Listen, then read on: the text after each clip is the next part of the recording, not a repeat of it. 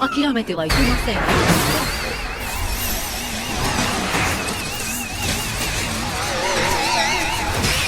記憶召喚。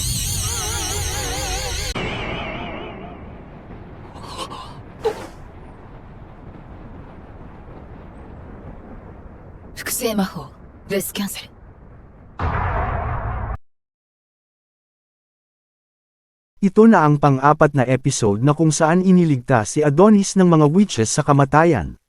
Dinala siya sa Witch Nations na kung saan naninirahan ang mga witches at ang reyna nila na si Ophelia. Sa kasalukuyang pangyayari, ginagamot nila ang katawan ni Adonis sa kadahilanang hindi ito kinaya ang heterophase transfer. Pero dumating si Ophelia at ibabalik niya si Adonis sa kanyang kamalayan sa pamamagitan ng pagpapasigla ng kanyang isipan. At yun na nga, nagkamalay na si Adonis at naitanong niya kung nasaan siya, nasa Nation of Witches na pala siya. Naitanong ni Adonis kay Madam Ophelia kung ano ang ginawa sa kanyang katawan. Ang simpleng sagot ni Ophelia ay inimbitahan lamang si Adonis para makatuntong sa Nation of Witches.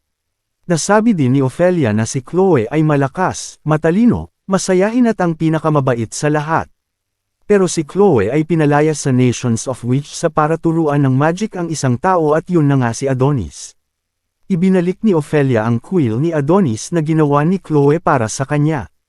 Miss na miss ni Adonis ang kanyang quill dahil ito ay napaka-importante para sa kanya. Ang quill na ito ay gawa sa isang balahibo ng phoenix na kahawig ang mga alon at mata ng isang pulang dragon. Ang lugar pala kung saan naninirahan ng mga witches ay tinatawag ng Lunamelia. Tinitignan nila Adonis sa labas ng nation ang mundo ng mga tao.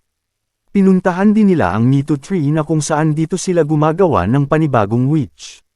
Ito na lang daw ang natitirang Mito Tree na kayang manganak at mag-regenerate ng panibagong witches dahil yung ibang Mito Tree ay sinunog ng mga tao.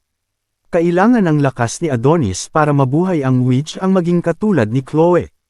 Para maging mabuhay ulit si Chloe, kinakailangan ng mga memories ni Adonis noong magkasama pa sila. Habang nagpapahinga si Adonis sa may damuhan, nakita niya ang babaeng gumawa ng duplication spell para maipadala si Adonis sa Nation Witches. Galit na galit ang witch na kaibigan ni Dor-Oka dahil namatay ito dahil kay Adonis. Pero walang pakialam si Adonis at ang gusto lamang niya ay ang mabuhay muli si Chloe. Umalis si Adonis pero ayaw pa ding tumigil ang witch para ipamuka kay Adonis na ang mga tao ay talagang selfish. Nagsisisi ang witch kung bakit inilagay sa kapahamakan ang buhay nila para lamang iligtas si Adonis. Biglang nagalit si Adonis at sinabi niya kung bakit.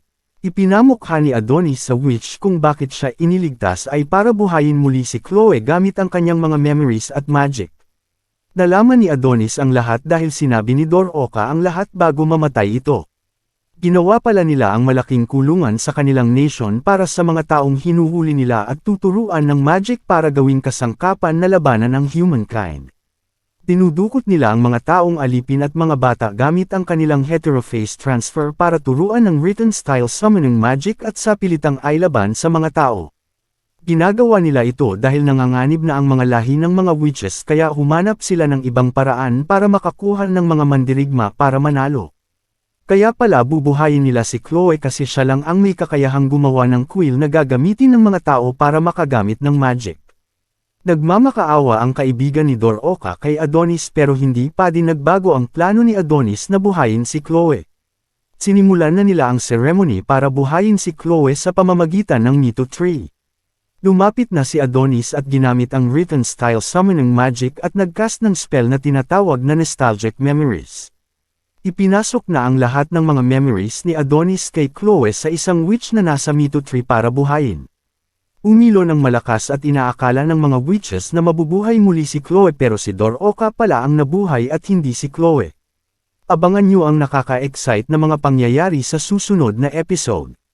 Alamin ang reaksyon ng mga witches dahil iba ang binuhay ni Adonis imbes na si Chloe.